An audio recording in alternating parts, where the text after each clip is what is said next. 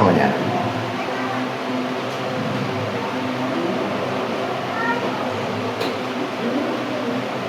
Ya se anunció con anticipación que vamos a empezar una serie sobre los 10 mandamientos, el decálogo, la ley moral de Dios. Y mi exposición esta mañana tiene como propósito hacer un panorama general respecto a los 10 mandamientos para luego ir paso a paso, uno a uno. Y en primer lugar es necesario que consideremos estos 10 mandamientos sobre una base fundamental, y es la redención. El pueblo se había preparado ya 3 días para escuchar a Dios en el capítulo número 19. Luego Dios habla y da 10 palabras. 10 palabras que no son solamente para el pueblo de Israel, sino que también están relacionadas obviamente con nosotros. Muchos de los cristianos hoy hacen caso omiso a la ley de Dios porque consideran o tienen un concepto errado acerca de la gracia, que como no estamos bajo la ley sino bajo la gracia, entonces pues Dios nos concede ese derecho de poder violar cada uno de ellos. Y eso es inapropiado, grosero, antipático y eso es ir en contra del carácter de Dios. Vamos a considerar el tema de esta mañana bajo este título: 2 mandamientos, 10 artículos. 2 mandamientos, 10 artículos. ¿Y por qué 2 mandamientos? Porque el Señor Jesús en el capítulo 22 del Evangelio de Mateo, en el versículo 36, resume la ley de Dios bajo estas 10 palabras, bajo 2 mandamientos: amarás a Dios y a tu prójimo como a ti mismo. Es por eso que justifico nuevamente mi título: 2 mandamientos, 10 artículos. 2 mandamientos, 10 artículos. Leamos entonces Éxodo 20. Y habló Dios todas estas palabras diciendo: yo soy Jehová tu Dios, que te saqué de la tierra de Egipto, de casa de servidumbre. No tendrás dioses ajenos delante de mí. No te harás imagen ni ninguna semejanza de lo que está arriba en el cielo, ni abajo en la tierra, ni en las aguas debajo de la tierra. No te inclinarás a ellas, ni las honrarás, porque yo soy Jehová tu Dios, fuerte, celoso, que visito la maldad de los padres sobre los hijos hasta la 3ª y 4ª generación de los que me aborrecen. Y hago misericordia a millares, a los que me aman y guardan mis mandamientos. No tomarás el nombre de Jehová tu Dios en vano, porque no dará por inocente Jehová al que tomare su nombre en vano. Acuérdate del día de reposo para santificarlo. Acuérdate del día de reposo para santificarlo. 6 días trabajarás y harás toda tu obra, mas el 7º día es reposo para Jehová tu Dios.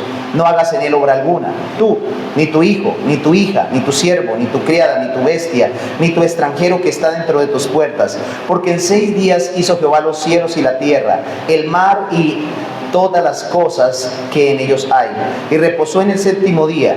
Por tanto Jehová bendijo el día de reposo y lo santificó. Honra a tu padre y a tu madre, para que tus días se alarguen en la tierra que Jehová tu Dios te da. No matarás, no cometerás adulterio, no hurtarás, no hablarás contra tu prójimo falso testimonio, no codiciarás la casa de tu prójimo, no codiciarás la mujer de tu prójimo, ni su siervo, ni su criada, ni su buey, ni su asno, ni cosa alguna de tu prójimo. Amén. Oremos. Dios, que sean gratos los dichos de tu boca y las meditaciones de mi corazón delante de ti, Señor mío y Dios mío. En esta mañana oramos para que nos asistas, como te lo pedía también, Señor, anteriormente, que nos asistas al escuchar tu palabra, que las meditaciones de tu palabra puedan ser, Señor, la fortaleza de nuestra alma. Te necesitamos, asístenos en esta mañana, tanto a mí como expositor, como a mis hermanos que están escuchando, y que podamos estar plenamente concentrados en lo que tú nos quieres decir hoy. Oramos a ti para que el Espíritu Santo redarguya nuestros corazones y de esta manera, Señor, podamos abrir nuestra alma delante de ti. En el nombre de Jesús. Amén y amén. Mi hermano, si usted es un lector regular de la Biblia, o está relacionado con ella en alguna manera, notará que una de las porciones de contenido más difíciles de procesar son aquellas relacionadas con las leyes, ¿no? y normas que parecen estar muy distantes de nosotros. Más bien retratan las prácticas arcaicas de una civilización extinta. Cuando nosotros vamos al libro de la ley, es decir, específicamente a los 10 mandamientos, parece que no tuvieran trascendencia o relevancia para nosotros, porque estamos distantes de esta generación a la cual se le fue dada esta ley. Sin embargo, cuando hablamos de mandamientos, no solo nos referimos a un conjunto de normas morales y espirituales para el pueblo de Israel, sino la base misma sobre la cual se mide la obediencia o la desobediencia de Dios en la Biblia. Y hoy estamos nosotros frente al carácter expreso de Dios en 10 palabras. Ahora, no es apresurado decir que esta pequeña porción que nosotros tenemos aquí, en estos 17 versículos, es un resumen significativo de lo que Dios pide de aquellos que son llamados a ser su pueblo. Y hoy entraremos a una sección escabrosa en el libro de Éxodo. A partir del decálogo se desprende también una serie de normas civiles, también éticas y ceremoniales que Dios ordena a su pueblo y que están fundamentadas en estas 10 palabras. Estas normas van desde el capítulo 20 hasta el capítulo 23, aunque podemos observar que se amplían claramente en el libro de Levítico y también en Deuteronomio, son recapituladas. En consecuencia, en muchas oportunidades somos tentados a pasar por alto estos términos, estas condiciones, porque no estamos bajo ese mismo contexto. Y es muy peligroso. Lo cierto es que Dios se ha dado a conocer a su pueblo y ahora les da una serie de normas que ellos debían vivir y que debemos vivir.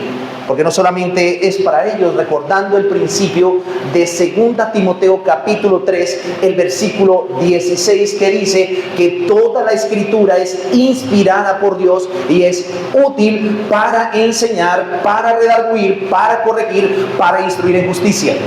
En efecto, es importante tener presente lo siguiente, y es que si toda la escritura es inspirada por Dios, el autor sagrado, es decir, el apóstol Pablo, está haciendo claramente referencia de que el Antiguo Testamento también nos es útil. De hecho, es importante tener presente lo siguiente, y es que el fundamento, la base sobre la que se construye la fe en el Nuevo Testamento es el Antiguo Testamento.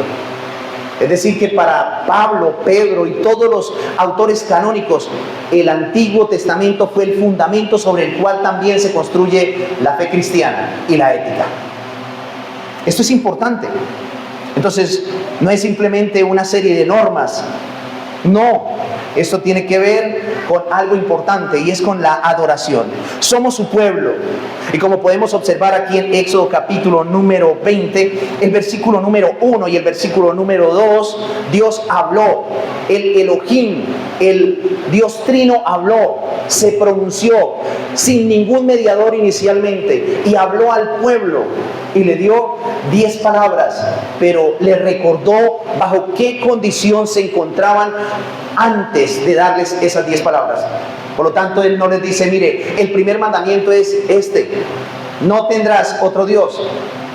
Sino dice, ustedes estaban bajo una condición de esclavitud, estaban bajo el señorío de un rey pagano, y yo lo rescaté. Ustedes son mi pueblo, yo soy su salvador. Y luego de eso, entonces les da estas 10 palabras. Es importante eso. Es importante esto, porque la ley no trae al pueblo de Dios esclavitud. El pueblo del Señor primero fue un pueblo libre. Y una vez hemos sido obviamente libertados, ahora tenemos una nueva capacidad. ¿Para qué? Una nueva capacidad para tener una obediencia gozosa. Y dicha obediencia es precisamente, esa dicha obediencia está fundamentada en la ley de Dios. Pero ¿cuál es el argumento que quiero proponerles en esta mañana? El argumento es que Dios da la ley al pueblo libre para que éste se relacione correctamente con él y asimismo se relacione con ellos. Vuelvo otra vez a repetir esto. Dios da la ley al pueblo libre, de acuerdo a lo que dice el versículo número 2. El pueblo estaba en libertad, ya no estaba bajo el señorío de Faraón. El pueblo estaba libre. Por lo tanto, Dios le da la ley al pueblo libre para que éste se relacione correctamente con su nuevo legislador, que es Dios, y asimismo Dios construye una comunidad para que ellos aprendan a vivir.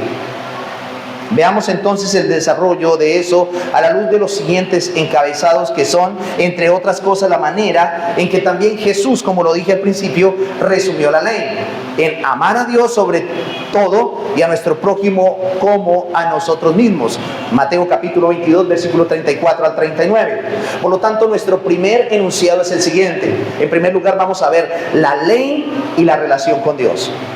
Vamos a observar, no mandamiento por mandamiento, sino de manera general, la ley y la relación con Dios. Es decir, el deber de aquel que ha sido salvado para con Dios.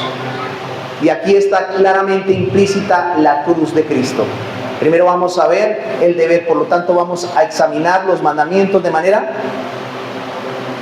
vertical, ¿no? Y luego vamos a ver los mandamientos de manera horizontal. Y podemos ver claramente el reflejo de lo que Cristo hizo en la cruz. Implícitamente. Parece que allí implícitamente nos mostrará una alegoría de la cruz. Entonces, del versículo 1 al versículo 11 está la primera tabla o la primera tabla de la ley de Dios. Vamos a Éxodo 20, desde el versículo número 3 hasta el versículo número 11. No tendrás dioses ajenos delante de mí. Es la primera ley que Dios transmite al pueblo libre. No te harás imagen, ni ninguna semejanza de lo que está arriba en el cielo, ni abajo en la tierra, ni en las aguas debajo de la tierra. No te inclinarás a ellas ni las honrarás, porque yo soy Jehová tu Dios, fuerte, celoso, que visito la maldad de los padres sobre los hijos, hasta la tercera y cuarta generación de los que me aborrecen, y hago misericordia a millares a los que me aman y guardan mis mandamientos. No tomarás el nombre de Jehová tu Dios en vano, porque no dará por inocente Jehová al que tomare su nombre en vano. Acuérdate del día de reposo para santificarlo. 6 días trabajarás y harás toda tu obra, mas el séptimo día es reposo para Jehová tu Dios. No hagas en él obra alguna, tú ni tu hijo, ni tu hija, ni tu siervo, ni tu criada, ni tu bestia, ni tu extranjero que está dentro de tus puertas. Porque en 6 días hizo Jehová los cielos y la tierra, el mar y todas las cosas que en ellos hay, y reposó en el séptimo día. Por tanto, Jehová bendijo el día de reposo y lo santificó. Hasta allí se cierra la cita de la primera tabla de la ley moral de Dios. Y luego, desde el versículo número 12 hasta el versículo número 17, habla de los mandamientos que atañen a la comunidad del pueblo del pacto. Recuerden que esto es, el hermano Manuel lo decía, la comunidad pactual. Entonces vamos a ver en primer lugar la ley y la relación con Dios. Algunos han sugerido clasificaciones para los 10 mandamientos de la siguiente manera, como lo dijo, los 4 primeros, y vuelvo otra vez y lo reitero para que lo tengan en mente, los 4 primeros mandamientos legislan sobre nuestra relación con Dios y nuestra adoración, y los otros 6 tienen que ver con nuestra relación con el prójimo. Sin embargo, podemos todavía pensar en una división interna, Si nosotros vamos al versículo número 3, encontramos que el primer mandamiento es acerca de Dios, de su carácter y de su dignidad. Vuelvo otra vez a repetir, el primer mandamiento es acerca de Dios, de su carácter y su dignidad. Pero el segundo y el tercero tiene que ver con la forma en que debemos adorarlo. ¿Lo pueden notar? Primero se presenta a Dios como un ser personal, en su carácter y su dignidad. Pero el segundo y el tercer mandamiento, que se encuentran del versículo 4 al versículo número 7, tiene que ver con la forma en que lo adoramos. No solamente Dios dice, allí en el versículo número 3, no tendrás dioses ajenos delante de mí. Ahora, ustedes saben bajo qué contexto lo estaba diciendo el mismo Señor. ¿De dónde venía Israel? Israel venía de un lugar donde habían multitudes de dioses, y Dios quería ser exclusivo y relacional. Pero luego podemos ver que aunque se pueda creer en un solo Dios, se puede tener unas formas inapropiadas de poderlo adorar, y Dios regula. Esto es lo que se conoce como el PRCC, el principio regulador del culto cristiano. el PRCC.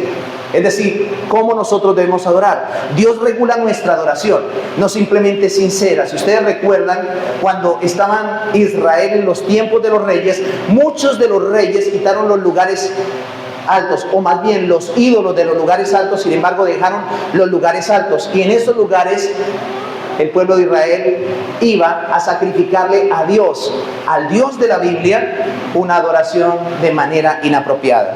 Entonces, el segundo y el tercero tienen que ver con la forma en que debemos adorarlo. Dios no deja simplemente la adoración a libre expresión. Y el cuarto es acerca del día en que debemos adorar. Entonces, primero vemos a quién debemos adorar, exclusivamente a Dios. Luego vemos la forma en que lo debemos adorar, y luego vemos el día en que lo debemos adorar. Bueno, tres cosas importantes: el sujeto, la forma y el día. Pero ¿por qué Dios tiene que decirle esto a un pueblo que Él considera suyo? Ya es su pueblo. Bueno, no olvidemos que a pesar de que Israel era el pueblo de la promesa, es decir, el pueblo que Dios bendijo como descendiente de Abraham, ellos habían estado durante 400 años sin tener una relación verdadera, más allá de lo que escuchaban por medio de la tradición oral, es decir, por medio de lo que sus ancestros le contaban. No me voy a concentrar respecto a la tradición oral, ya que esto obviamente me ocuparía tiempo. Pero no había un lugar de adoración para Israel durante esos 400 años. Tampoco un fervor. Entre más grande era el número de los hebreos que nacían en tierras egipcias, más se diluía lo poco que había del conocimiento de Dios en ellos.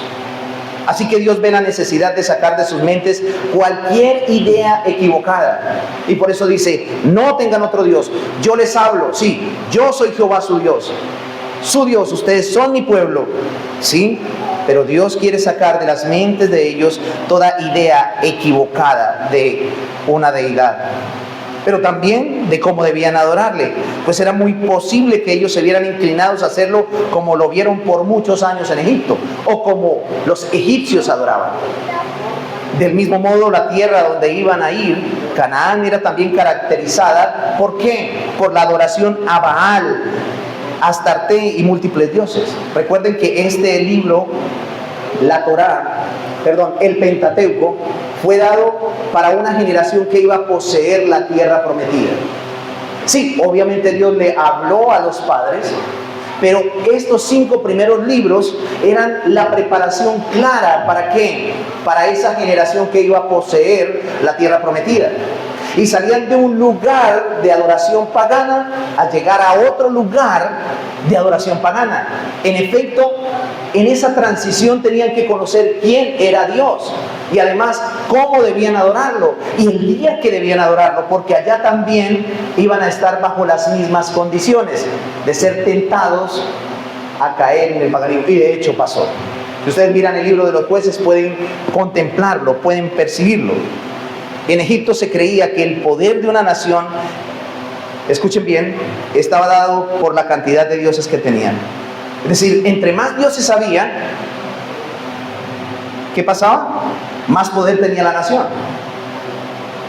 Por lo tanto, el monoteísmo hebreo no era considerado como algo significativo.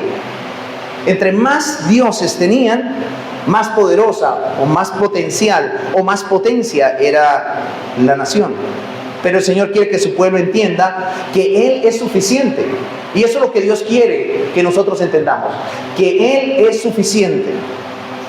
Eso le da sentido a los 3 primeros mandamientos, ¿no? Eso le da sentido. ¿Cuál es el primer mandamiento? No tendrás otro Dios. El segundo, no te harás imagen. Y el tercero, no tomarás el nombre del Señor. Eso le da sentido a los 3 primeros mandamientos, los cuales buscan vindicar el hecho de que Dios es exclusivo y que nadie es como Él, que Él está en los cielos y no se necesita de ninguna imagen o recreación humana para adorarle. Pero también que su nombre es santo y digno de ser reverenciado.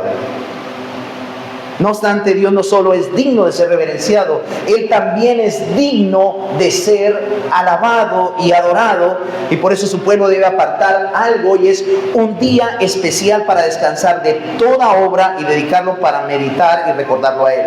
Y eso está en el cuarto mandamiento. Y esto sí que lo repito, porque ninguno de los que están aquí consideran la idolatría como algo viable.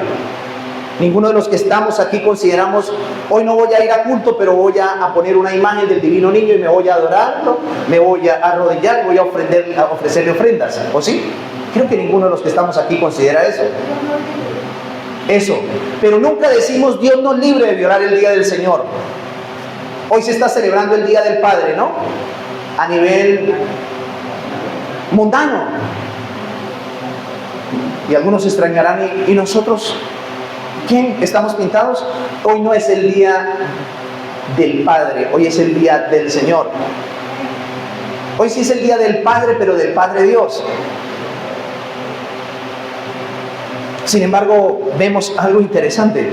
Vuelvo otra vez a retomar el punto. Es que con facilidad nosotros decimos, si ustedes me ven a mí como pastor, tomar una imagen, comprarla, con un altar arrodillado, ustedes me tildarán de pagano. Pero ninguno de ustedes se considera pagano el no venir el día del Señor a la iglesia, o el violarlo, o el hacerlo común. ¿O sí? ¿No? Es normal. Pero es que es el cuarto mandamiento. Pero estamos hablando de la forma en que adoramos a Dios. Y Dios estableció un día para que lo adoremos. Y debemos respetarlo, ¿no? No los estoy regañando. No lo tomen así. Entonces Dios es digno de ser alabado, de ser adorado. Y si Dios es digno de ser adorado y de ser alabado, el cuarto mandamiento debe jugar un papel importante para nosotros. En Egipto los israelitas no podían tener un lugar y un día para adorar, de ninguna manera, especialmente durante el periodo de la esclavitud. No tenían tal autorización. Por eso cuando el Señor envía a Moisés a liberarlos, ¿cuál es el mensaje que trae Moisés a Faraón? Éxodo capítulo 7, versículo 16. Y lo repite una y otra vez. ¿Y sabe cuál era el mensaje? Deja ir a mi pueblo al desierto para que me adore. Deja ir a mi pueblo al desierto para que me adore. Ahora entendemos nosotros que Faraón era un tipo de Satanás, que tenía el pueblo bajo esclavitud, y él no quería que el pueblo saliera y adorara a Dios. Ahora, esto no cambia. Quizás no tenemos el Faraón físicamente, pero sí de manera espiritual.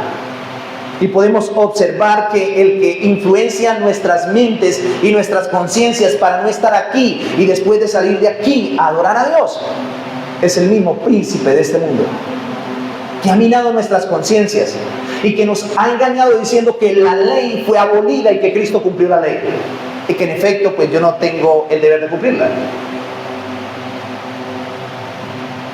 Así que Dios estableció la adoración como algo regular y que debía ser observado de manera permanente. Como vemos, Dios nos manda a tener un entendimiento correcto, en primer lugar, de quién es Él, y luego nos llama a adorarle correctamente. Usted no podrá adorar a Dios de manera correcta si no tiene un entendimiento de quién es Dios. Vuelvo otra vez a repetir esto. Usted no podrá alabar o adorar a Dios de manera correcta a menos de que no tenga un entendimiento de quién es Él. Si Él es el IHWH o el Yahweh o el Adonai o el Señor, y usted conoce su carácter, permítame decirle algo, y usted sabe que Él es santo, de la misma manera consagrará su vida en adoración a Él. Y la adoración no será una carga, sino que tendrá algo significativo para su vida.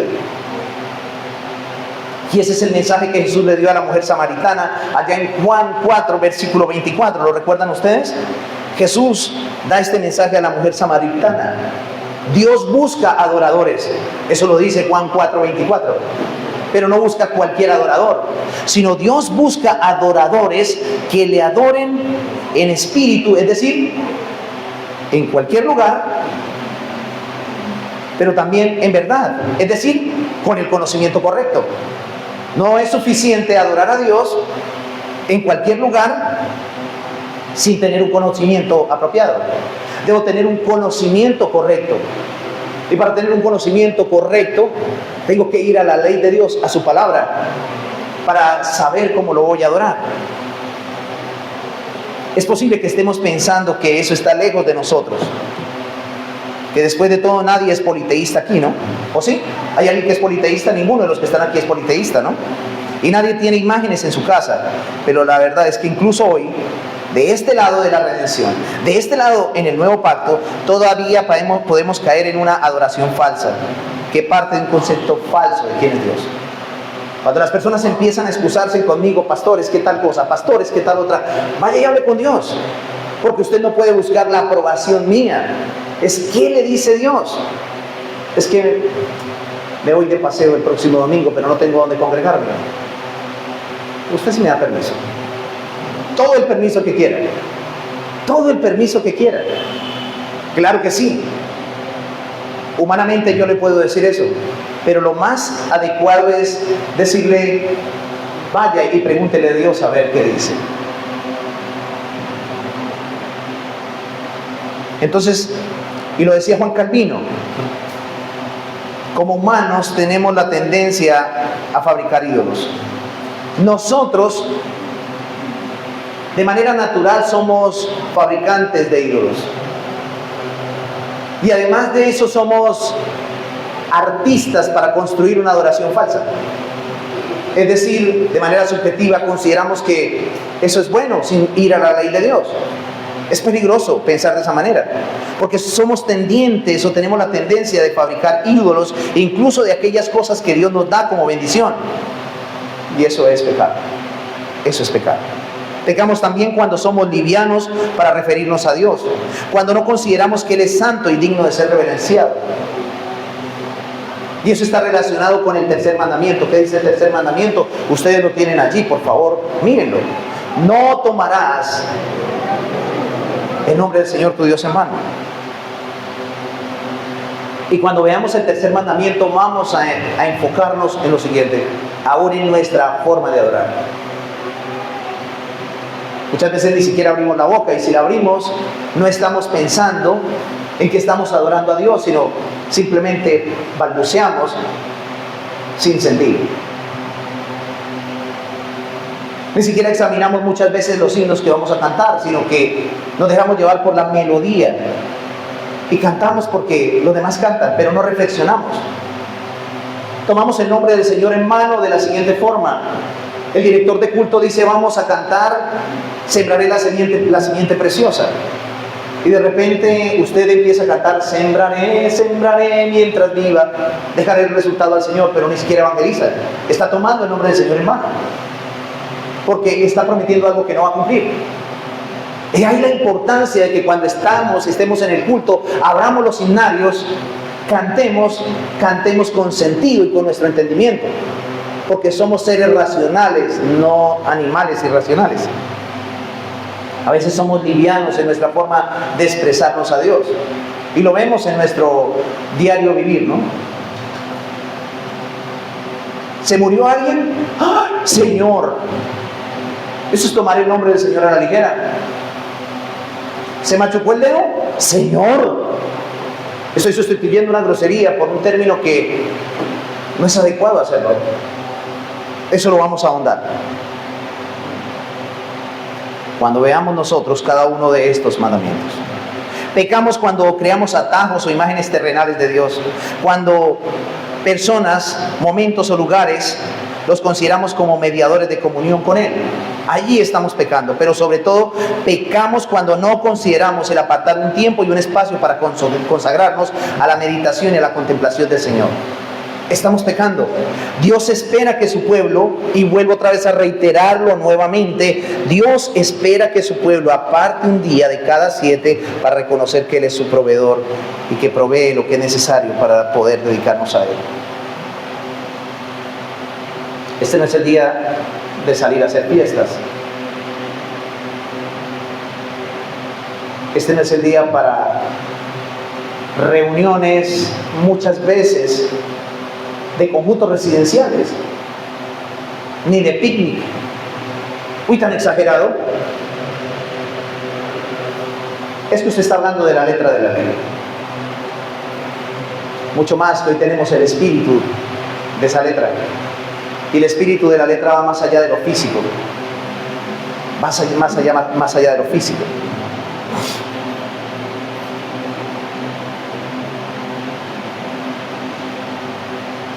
Mis hermanos, estamos enfocándonos en el versículo 3 hasta el versículo 11.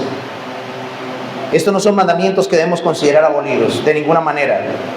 El espíritu de estas leyes está vigente para nosotros y tiene la misma garantía de recompensa. Acabo de hablarles de la letra de la ley. La letra de la ley y el espíritu de la letra de la ley es necesario considerarlo. La letra de la ley es lo que está escrito de manera literal. No matarás, ¿qué es? No quitarle la vida a una persona. Pero ¿cuál sería el espíritu del mandamiento de no matarás? Comer de gula, comer en exceso, no preocuparme por mi salud. Ese es el espíritu. El espíritu de la letra de la ley se refiere a la intención espiritual que hay detrás del mandamiento. Un ejemplo claro bíblicamente en Éxodo 20:14, ¿qué dice? No cometerás adulterio. El que lee este mandamiento simplemente piensa en el acto que se consuma físicamente. Y usted empieza a predicar el evangelio a una persona en la calle y le dice, ¿alguna vez adulterado? Dios me guarde. Así responden las personas, yo nunca he adulterado. Eso tiene que ver con la letra de la ley. Pero el espíritu de la ley, ¿qué nos dice? Que cualquiera que mira a una mujer o a un hombre y lo codicia en su corazón, ya adulteró. Y ahí es donde estamos bajo la responsabilidad de ser exhaustivos en cuanto a la ley. Entonces, el adulterio, en el sentido de la ley, del espíritu de la ley, alude a que es adulterio alojar sentimientos de codicia en el corazón. En efecto, el adulterio es tanto físico, es decir, literal, como pensar y sentir algo por alguien que no es mi cónyuge. Pastor, es que necesito una consejería, es que me está gustando una hermanita. Ya es un adúltero. Ya es un adúltero. O me está gustando un hermanito. Bueno, si está casada, no, si está soltera no hay problema. O si está soltero no hay problema. Pero si está casado ese es un problema. Entonces vemos la letra de la ley y el espíritu de la ley. Entonces no dejemos de ver la relación entre conocer al Señor y adorarlo. Usted tiene que conocer al Señor para adorarlo. Puede ser que si no estás considerando el apartar ese tiempo específico para la adoración semanal, es porque quizás Dios no es demasiado digno para ti. Él puede esperar. Hay otra cosa que puede tomar mi lugar, ¿no? El pueblo libre debe encontrar deleite en que no hay un Dios como nuestro Dios y que Él es digno de adoración. Y creo que ese es el punto de esos primeros 4 mandamientos que estamos desde el versículo 3 hasta el versículo 11. El pueblo es libre de encontrar deleite en que no hay un Dios como nuestro Dios y que Él es digno de adoración. Pero tal como mencionamos, los mandamientos no solo se tratan de nuestra relación con Dios, de nuestro compromiso y nuestro deber con Dios, sino también está la ley en segundo lugar, la ley en relación con el prójimo, versículo 12 al 17. ¿Qué dice el versículo 12 al 17? En la siguiente tabla de la ley de Dios, ¿qué dice? Honra a tu padre y a tu madre.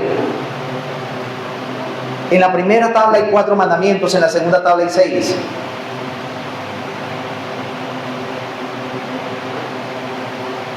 El 10º mandamiento es el 6º mandamiento de la segunda tabla. Dice, no codiciarás. ¿Lo pueden percibir allí? Yo les dije a ustedes que esto era una introducción, ¿no? Éxodo capítulo 20, se me perdió porque el viento me cierra la Biblia.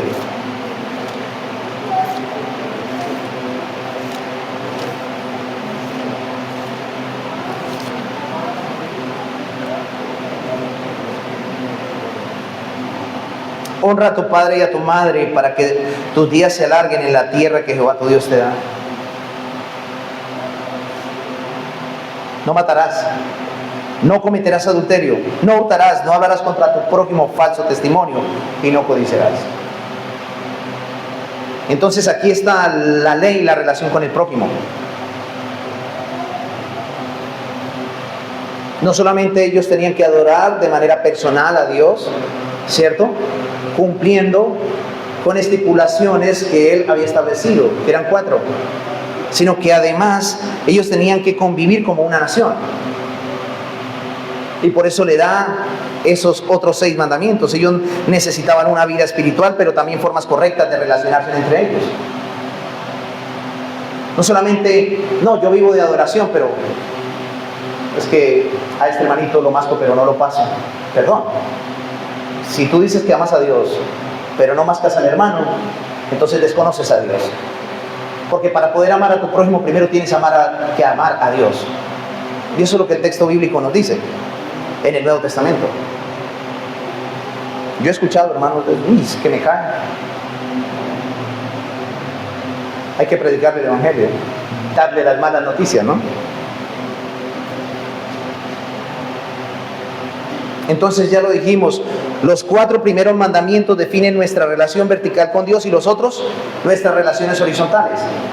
Los 4 primeros es porque personalmente y de manera individual tenemos que adorar a Dios. Pero también los otros 6 nos muestran la responsabilidad colectiva que tenemos y la convivencia que debemos tener como pueblo de Dios. Al igual que en el punto anterior, también podemos usar una clasificación interna de este punto, de modo que facilitemos el estudio.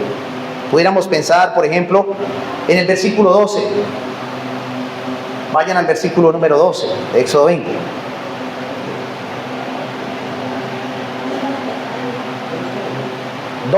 Versículo 12.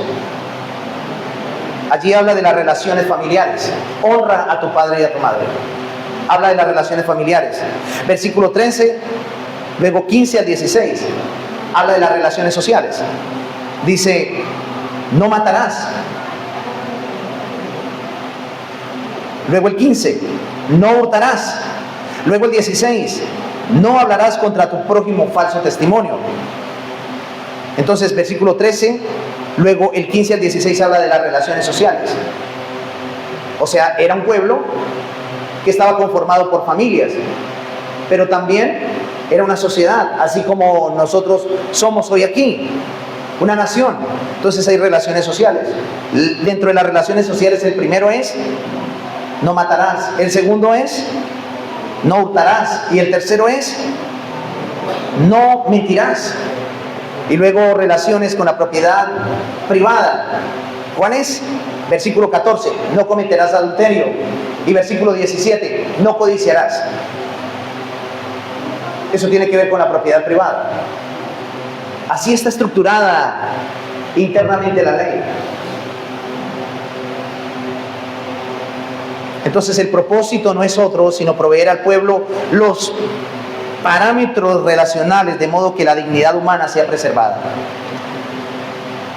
En Egipto, Israel había vivido muchos años como una posición, posiblemente tratados como objetos de segunda categoría. La dignidad humana posiblemente era algo que veían con cierto deterioro.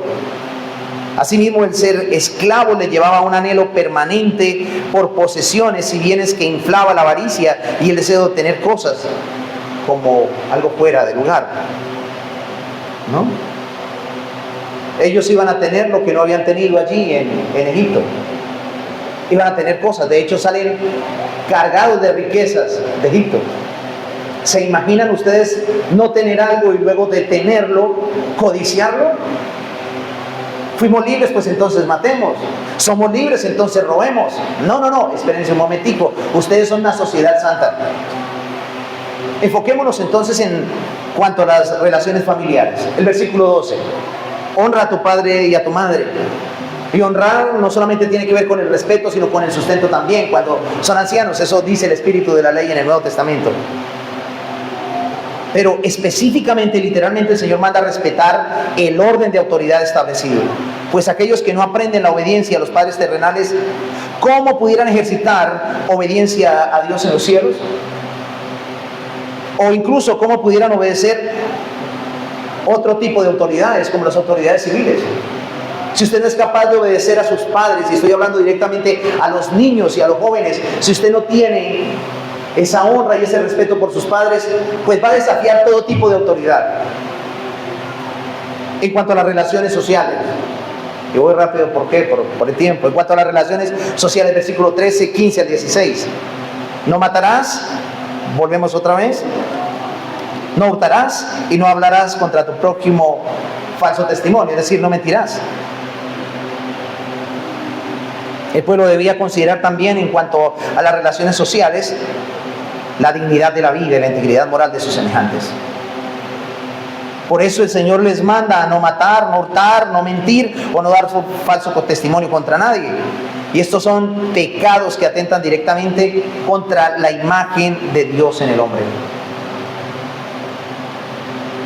Hermanos, si hay algo que a usted no le gusta de alguien, en el amor del Señor, como comunidad del pueblo del pacto, acérquese en amor y hágale ver su inconformismo. Pero recuerde, tiene que medir sus palabras, porque usted puede estar destruyendo la imagen de Dios que tiene al frente. O sea, debemos hacerlo con el debido respeto. Debemos hacerlo con el debido respeto.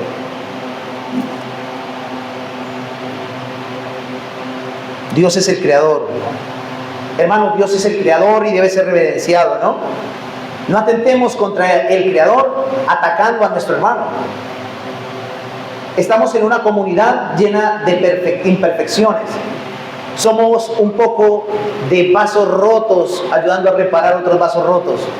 Mientras tú le pones el dedo al hermano para que no se le salga el líquido que tiene por dentro, él tiene que ponerte el otro dedo para que a ti tampoco se te salga.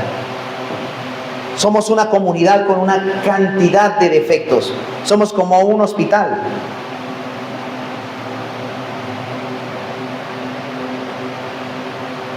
Mis hermanos, la razón por la que somos llamados a respetar la vida y la dignidad de las personas es ¿por qué? ¿Porque las personas se merecen respeto? No, simplemente estamos llamados a respetar la vida y la dignidad de las personas es porque somos creados a la imagen de Dios. Y un cristiano se indigna cuando, sea cristiano o no cristiano, ¿no? Se indigna cuando alguien atenta contra la vida de otro. ¿Por qué razón? Porque tenemos claro de que esa persona es imagen y semejanza, así esté caída. Por eso debemos cuidar también nuestras palabras, porque yo puedo estar matando a alguien con mis palabras. Pero también el Señor establece en cuanto a la propiedad privada de otros, versículo número 14 y 17. ¿Qué dice? No cometerás adulterio. Y luego, ¿qué agrega en el versículo 17? No codiciarás o no desearás la casa de tu prójimo, no codiciarás la mujer de tu prójimo, ni su siervo, ni su criada, ni su buey, ni su asno, ni cosa alguna de tu prójimo. Entonces aquí habla de la relación, los mandamientos en cuanto a la relación con la propiedad privada de otros. Mis hermanos, desde la perspectiva divina, lo que las personas adquieren interviniendo esfuerzo debe ser protegido de la misma manera en que se protege su vida o su dignidad. Y este entendimiento es vital para la comunidad del pacto. El corazón humano es inclinado al descontento y a la insatisfacción. ¿Es así o no es así? Vean, estábamos nosotros en el otro lugar. Voy a poner el ejemplo. ¿Qué pasaba? Estábamos hacinados. Si estamos aquí, mucho calor. Y después nos vamos a otro lugar, mucho frío. Y nunca vamos a estar satisfechos, hermano. Nunca. Hay descontento, insatisfacción. Y cuando hay descontento, insatisfacción, entendamos lo siguiente: lo que trae como resultado es envidias, celos, las cuales a su vez conducen al conflicto. Y para evitar esto, el Señor no solo protege la vida y la integridad humana, sino también la propiedad. Y lo que tenemos, con ello debemos conformarnos y estar contentos. ¿Por qué un hombre resulta consiguiendo otra mujer? No porque ella se volvió viejita y fea, o viceversa. ¿Por qué? Porque no tiene contentamiento. porque no tienen contentamiento. Como vemos, el Señor se está ocupando con cada ley de cubrir las salidas por las cuales el pecado del corazón pudiera desparramarse. Y eso es particularmente llamativo. Ahora, estos mandamientos se han convertido en la base para legislar la moral. Estos mandamientos incluso son también de manera explícita o implícita el reflejo de lo que naturalmente se reclama como derecho: la vida, la libertad y la propiedad. Tres cosas. Eso se reclama como derecho, ¿no? Yo tengo derecho a la vida, pero también tengo derecho ¿a qué? A la libertad, y tengo derecho a la propiedad. Y esa es la razón por la que incluso en civilizaciones anteriores a los hebreos encontramos normas similares a estas. Pero no fue porque los hebreos las copiaron de allá, sino porque Dios se las dio directamente a Israel. Porque muchos están interpretando la Biblia bajo ese filtro. Es que Moisés le dio por copiar lo que traía de Egipto. No, es que Dios directamente le habló al pueblo. Moisés registró eso. Y es por eso que nosotros tenemos esa maravillosa ética. Hermosa, ¿no? Si saben ustedes que para el hebreo originalmente la ley no fue una carga, sino fue un don de Dios. Y me gustan las expresiones que tiene el salmista, este joven salmista en el Salmo 119. Cuánto amo yo tu ley, y ella es mi meditación. No eran una carga, es que me toca, como muchas veces nos ocurre a nosotros.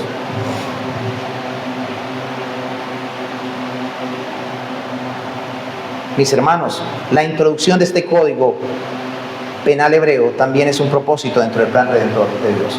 ¿Y por qué digo código penal? ¿Por qué lo digo? ¿Recuerdan ustedes los propósitos de la ley? ¿Qué es lo que hace la ley? Penalizarme también.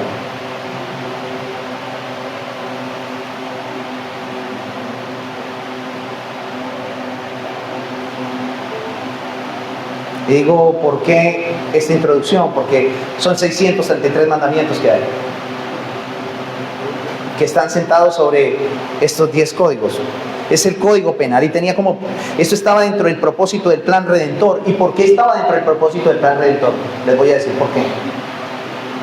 Porque era necesario que se cumpliera la ley para satisfacer a Dios. Pero en efecto, como nosotros no pudimos satisfacer la ley, alguien vino como sustituto a satisfacer la ley para poder salvarnos, y así de esta manera ser absueltos por alguien que sí cumplió la ley. Esto no solamente eran reglas de convivencia para revelar la incapacidad humana y cumplir todo al pie de la letra, no, esto tenía un propósito salvador. Si estos son solamente normas de ética y moral, no tiene sentido que nosotros estemos aquí. Acabo de decirles a ustedes lo siguiente, y es que en los 10 mandamientos se refleja la cruz.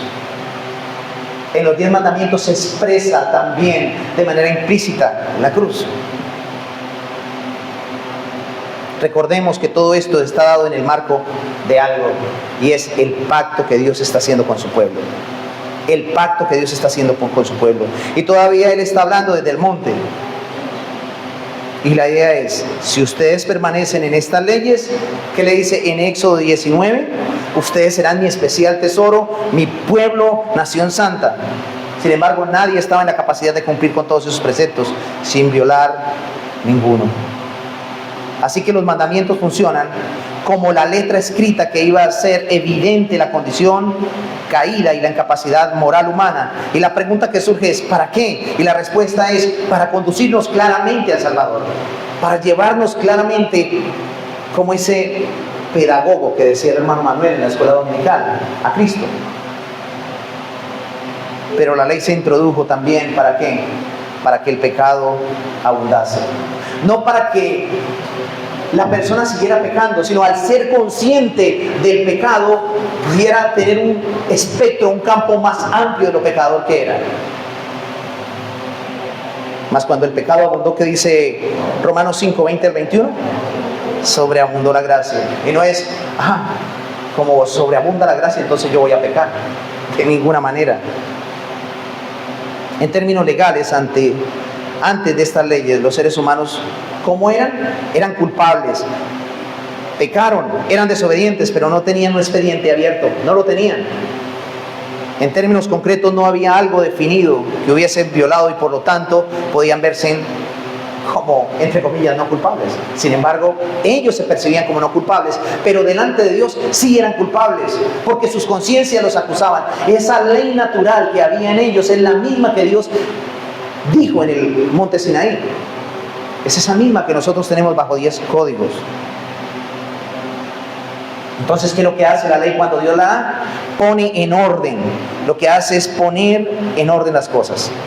Y otra vez, no con el propósito, vuelvo a decirlo, no con el propósito de establecer más distancia entre Dios y ellos o castigarlos, sino el propósito de que ellos corrieran desesperadamente y dependieran de su Señor, de aquel que les había dado esas leyes.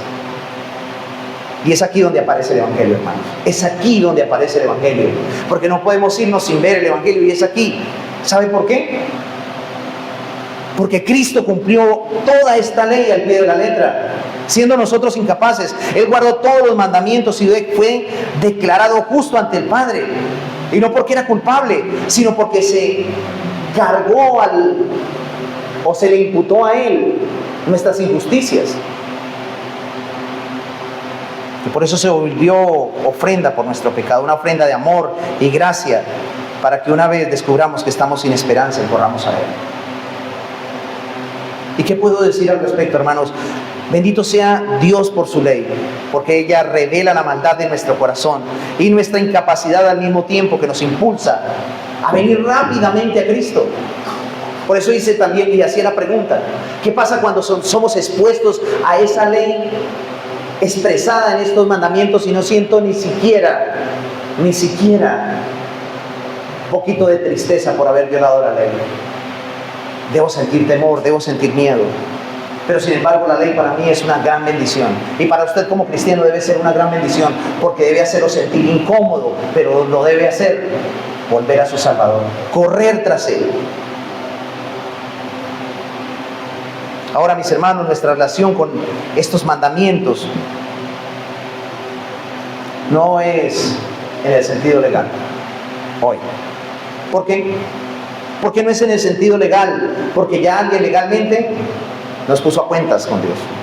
No la guardamos porque esperamos reclamar el premio a nuestra obediencia. Ahora, estos mandamientos son la forma en la que manifestamos nuestra obediencia gozosa al que nos salvó. Por lo tanto, ya no tengo terror. Yo veo los mandamientos de forma pedagógica, y usted como cristiano debe ver estos mandamientos de manera pedagógica, como instructivos para amar correctamente a Dios y al prójimo. Ya no de manera penal, sino de manera pedagógica, que nos está instruyendo. Y es interesante ver el enfoque de Jesús en el Nuevo Testamento al respecto de estos mandamientos. Y Él enfatizó, además de la orden explícita, la escritura detrás de ella, y eso nos da un sentido mayor de demanda a nosotros hoy en día, ¿no? También enfatizó el aspecto positivo más allá de la prohibición. Por ejemplo, no matarás. ¿Qué dijo? No matarás, pero luego ¿qué dijo? Pero amarás a tu enemigo. No matarás, pero amarás a tu enemigo. No robarás, pero también compartirás con el necesitado, ¿no? No simplemente no robarás. Oye, yo no robo, pero cuando tú ves a tu hermano necesitado, si no lo estás haciendo, estás robando también.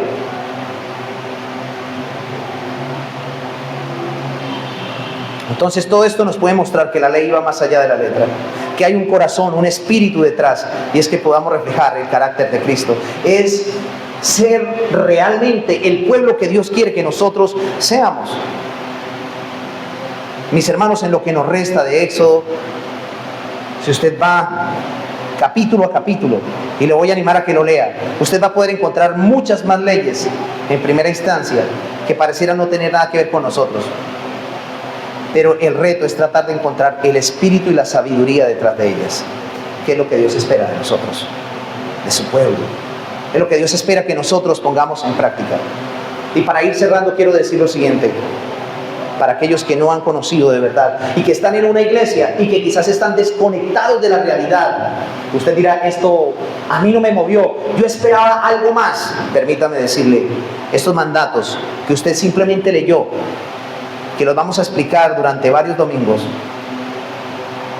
son una pequeña lista que prueba que ni tú ni yo tenemos la capacidad natural de obedecer y agradar a Dios. Y también que no podemos cumplir esas demandas. Por lo que si no tienes a Cristo, ¿qué necesitas? ¿Qué necesitas? Correr a Él hoy y pedirle que sea tu Redentor y que te ayude a vivir cumpliendo estas demandas para el deleite en tu nuevo Señor. En tu nuevo Señor. Entonces, si para ti, creyente, ¿por qué obedeces la ley? Juan 14:15, ¿qué dice? Vaya con su Biblia. Para usted como creyente, le voy a animar, porque usted guarda la ley no por miedo o por carga, sino que usted guarda la ley por amor a Cristo. No porque el Señor, porque violó uno de sus mandamientos, lo va a mandar al infierno. No, no, no. Sino porque en realidad usted ama a Cristo. ¿Qué dice el Señor Jesucristo en Juan capítulo 14, versículo 15? Y quiero que lo lean todos a una sola voz. Eso es. Si usted de verdad ama al Señor, todos esos 10 mandamientos los va a obedecer. No de manera penal, sino como pedagogía, como una muestra del amor a Dios. Entonces ese es el llamado y vamos a verlo durante el próximo domingo. Vamos a tratar de ver el primer mandamiento. Esto era una introducción a lo que vamos a ver durante varios domingos. Posiblemente son en 2 meses aproximadamente, o más de 2 meses. Vamos a ir mandamiento por mandamiento, pero quería dar un panorama de todo esto. Recordemos que no podemos uno sí y otro no, aunque no hay una penalidad para nosotros. No nos va a mandar el Señor al infierno, pero no podemos convertir en libertinaje estas bendiciones. Por lo tanto, antes de tomar una decisión, reflexione. No en, ¿será que los obedezco o no los obedezco? Sino, ¿realmente estoy amando al Señor? ¿Estoy amando al Señor? ¿Por qué no tengo ídolos? Porque amo a Dios. ¿Por qué no adoro a Dios de manera inapropiada? Porque amo a Dios. ¿Por qué no tomo el nombre del Señor en vano? Respóndanme, yo les pregunto, ¿por qué no tomamos el nombre del Señor en mano? Respondan ustedes. ¿Por qué guardamos el día de reposo? ¿Por qué honra a su papá y a su mamá? ¿Por qué no mata? ¿Ven? ¿Y el otro qué es? ¿Por qué no qué? No adultera. ¿Por qué no miente? Porque ama al Señor. ¿Por qué no codicia y no es envidioso? Porque ama al Señor. En eso se resume la ley. La ley es el amor expresado de Dios hacia su pueblo para que pueda vivir con una adoración correcta y con unas relaciones correctas. Y yo quiero reflexionar en algo. ¿Usted sí sabe por qué tiene malas relaciones con sus hermanos en la iglesia? Porque arriba está mal su amor. Es por esa razón. Por lo tanto, a usted le es difícil poder amar a los demás. Quiero que reflexionemos en eso. Y miremos a nuestro Redentor. Póngase en pie, por favor. Señor, te damos gracias. No nos queda más, Señor, que venir delante de tu presencia y darte gracias porque nos has regalado estas 10 palabras para que las estudiemos. Y si en algo nos hemos visto confrontados, yo sé que tú, por medio de tu Espíritu, puedes redarguir el corazón de las personas, así como lo hiciste en la escuela dominical, lo puedes hacer hoy en esta exposición. Nosotros te amamos y es por eso que obedecemos tu ley. Aunque sabemos que no lo podemos hacer de manera perfecta y exhaustiva, porque está el espíritu de la letra. Y no somos diligentes para saber cuál es el espíritu de la letra. Pero si en esta mañana hemos hecho agravio a tu carácter, haciendo todo este tipo de actos de desobediencia y rebelándonos contra ti, contra tu ley, perdónanos. Y hoy, Señor, asumimos el compromiso delante de ti, Señor, y con tu ayuda de poderte amar más profundamente y menos a nosotros mismos. Gracias, Señor. Que seas tú aplicando esta exposición en el corazón de mis hermanos, por los méritos de Cristo. Amén y amén. Tomen asiento, por favor.